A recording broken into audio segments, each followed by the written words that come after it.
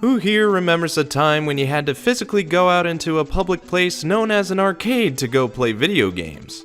I'm sure some can relate when you hear the bleeps and bloops and the familiar sounds of a carpenter trying to rescue his lover from his pet ape, to an orange nose scaling a pyramid with a potty mouth, to a daring knight trying to rescue a princess from a dragon. I'd say a selection of us all got our quarters or tokens worth when we dropped them in to play the greats like Defender, Mario Brothers, and Asteroids. But as of this video, we're in the day when the video arcade is more or less passé, with home gaming being the norm nowadays. But the memory of the arcade is still with us, in more ways than one, as the games I played in a cabinet like this one still live on in many forms. For example, you can take Pac-Man and shrink it down from this cabinet, and you can play it on other home systems or handhelds like the Sega Game Gear. But nowadays you'll find popular arcades from a time long gone in a compilation or anthology collection on modern gaming devices, with one of the more popular being from the makers that brought you these classics right behind.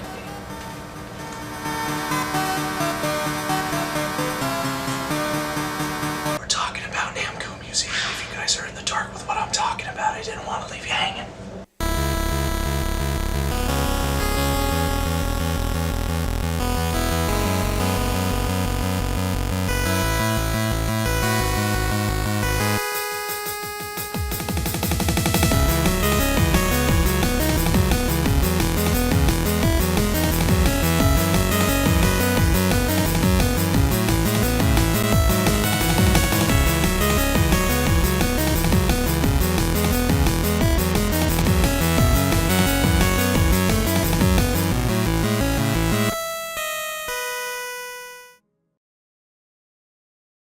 Namco Museum for the Game Boy Advance.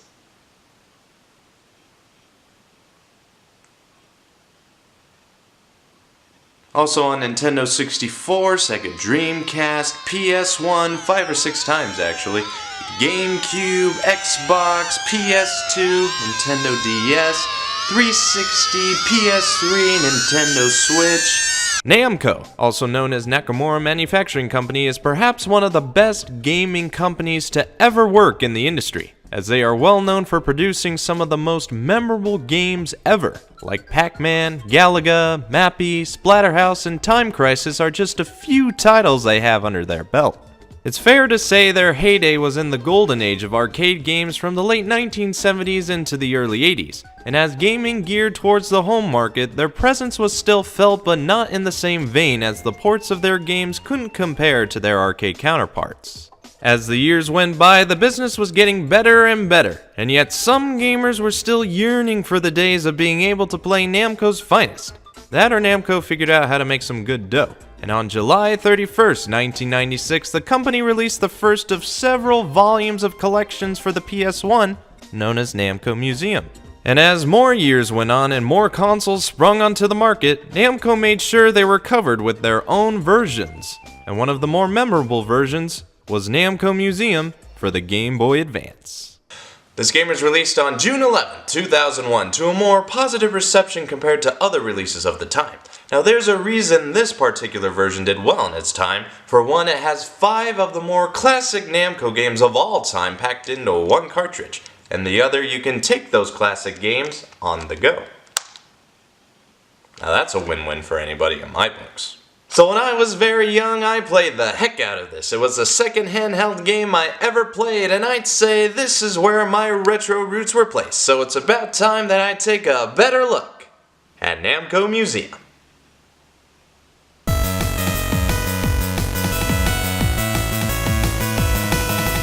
When you're a kid, museums more than likely don't appeal to you. But then you wake up one day and find out you've gone from 6 to 36 and everything you love is now old too. Suddenly you can relate more to a museum, and in our case, ones that house the games we grew up with.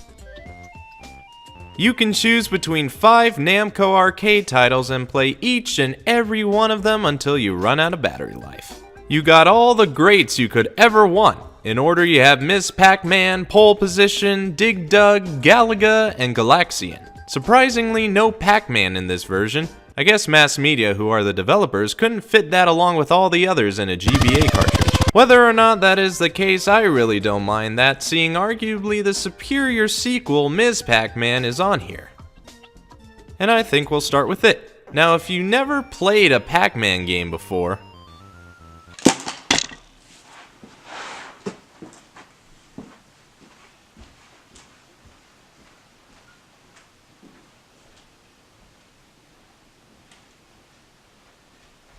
how can you call yourself a gamer? I don't know anybody who hasn't played Ms.Pac-Man, one of the most memorable arcade games ever aside from Pac-Man itself. In the game, you control Ms.Pac-Man and collect dots within a maze while avoiding the 4 colorful ghosts who also have names: Blinky, Pinky, Inky, and Sue. Don't ask. It plays about exactly the same as the original Pac-Man, so what makes it different and in my opinion better? Well, apart from her standout facial features, there are multiple mazes to play on if you get far enough. Much like Pac-Man, there's still food to munch on for extra bonuses, only this time they're moving around the maze, so you gotta be sure to grab them. And in between stages, you got some intermission-like cutscenes that instead take more of a cinematic approach following the growing relationship between the two Pacs. Junior? Now that's a game to talk about someday. With more variety to its credit with the all-around classic formula of the original, Ms.Pac-Man is an outstanding sequel and a classic in its own right. A great game to have in the museum. I love it, so do you. Watch my quick view, totally plug my own content there. Alright, moving right along, we have Pole Position, one of the best racing games ever, and with good reason. As you take the wheel of a Formula 1, you race on the Fuji racetrack, first trying to qualify for the actual race, and then if you do so, you'll get into the race and rack up a high score. The controls are self-explanatory as you can steer, accelerate, and brake, but you can also change gears in order to go faster, which so happens to be R. Other F1s will be out on the track and you'll want to try and get past them and avoid them at all cost, otherwise you'll blow up in a very pleasing way. I'm not gonna lie, the explosion's cool. Passing out F1s will get you extra bonus points at the end of the race or qualifier, and the better your driving skills, the better position you'll get in the actual race. There are also billboards for advertising other Namco properties or giving directions to the player. In the arcade, these were actually used for early examples of product placement as shown here with 7-Eleven, Pepsi, and even Marlboro cigarettes. Okay Namco, come on, children are playing this. I have a personal attachment to this game. This was the one I least played in the museum, but when there was a contest at my local arcade, I played this for a few days to try and get a feeling for it. And it worked out in my favor as I won the contest last minute. I was able to take home $80 and a trophy for my efforts, and I enjoyed the taste of sweet victory for the rest of the weekend. Pole Position is a good racer, maybe a little different handling compared to the arcade, but still a joy to play.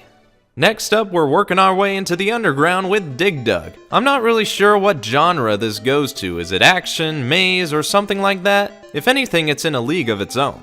As Dig Dug himself, you'll be tasked with eliminating all monsters dwelling underground, which include the Pukas and the Figars. They can move around the playfield at will while you'll have to dig your way around. They try to get into contact with you by means of touching you or setting you ablaze. This'll indeed kill you, but you have the means of killing them by using the air pump to make them explode into oblivion. Another way to kill the monsters is to lure them near these rocks, which once you dig underneath them will cause them to fall, and if enemies are underneath them, you'll receive some bonus points. Do it more often to make bonus items appear for even more bonus points. When you dig deeper in the maze, the monsters will be worth more there when you pump them up into their own destruction. Now that sounded wrong. But hey, Dig Dug. It's a good, very worthy of its place in the museum. Now let's see, if I dig here, what do we find? Oh hey, another quick view. Click here to watch it if you please. Okay, now we're at the holy grail of this museum, the absolute best space shooter of all time, Galaga. Oh my god, this is a great game. Dare I say one of the best ever? As you pilot this spaceship, you must take out wave after wave of enemy ships so you can rack up as many points as possible. As you progress through the stages, the enemies will get more aggressive and eventually you'll get to a challenge stage to achieve some extra bonus points. One of the more interesting things to do in this game is to let one of the boss ships take you up in its tractor beam. This will get another ship to come out if you have a life to spare, and if you shoot the same boss ship that stole your friend, you'll get it back in addition to extra firepower. It's a well-known strategy to use, and make sure you try not to shoot your own ship, because then your efforts will be in vain. Although you get 1,000 points for that anyway. I could talk about this game more, but I suggest that you play it for yourself to see what it's like. I guarantee you'll have a great time trying to shoot those ships that transform into 3 other ships, or trying to get more points when the boss ships are in formation. It's a fun time, anytime. It's deserving of its spot in the museum, and maybe someday I'll get to kill screen the game. Just you wait, Internet. Last but most certainly not least, we have another space shooter that's still as fun as its successor, and it is Galaxian. Like I said, Galaxian came before Galaga, and even though it would become very successful overshadowing its predecessor, there's still a reason why this was given a sequel anyway. Because it's great! As you pilot a Galaxib, you'll be shooting horde after horde of attacking alien ships so you can rack up the points.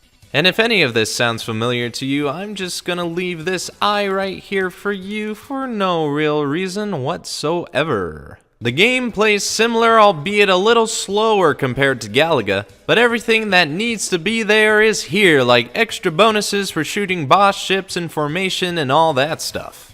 Yeah, it's lacking what mostly Galaga has in its repertoire, however it's still worth playing because if you want to play a toned-down Galaga, Galaxian fits your needs. It's a fantastic space shooter, and it's good we even got it, or we might have never gotten Galaga at all. So Galaxian, you're alright.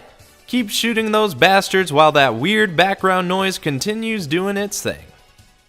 So there we have it, all these classics in one compilation. And I'll tell you, this is the best selection you could ask for. In other versions, they would add the greats along with other noteworthy titles that honestly don't stack up with their best work. But with this version, they nailed it with an assortment of their exceptional gaming masterpieces. So yeah, that's how you play them. Moving on.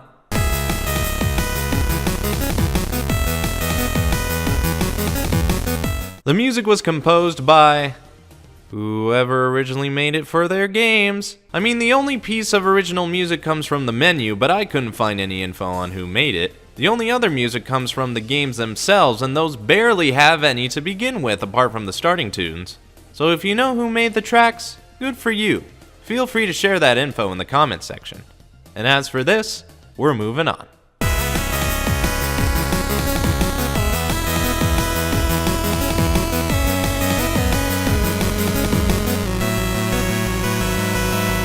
For a Game Boy, having the word Advance in your name would make others expect more out of your software than those of your predecessors. And even though we finally got most of the classics onto a handheld device, that's pretty much all we got. In previous installments, Namco took the museum part literally by showing off bits and pieces of the game's history. But with this, all you can really do is adjust the settings as you would if you owned the actual arcade, or look at tips to help you get farther in the game you're struggling in. You can also do something you could never do in the arcade, and that's pause the action. What is this sorcery? It's not really anything to complain about when you have the games all ready for you to play. But maybe some people expected a little more out of the advanced Game Boy. Moving on.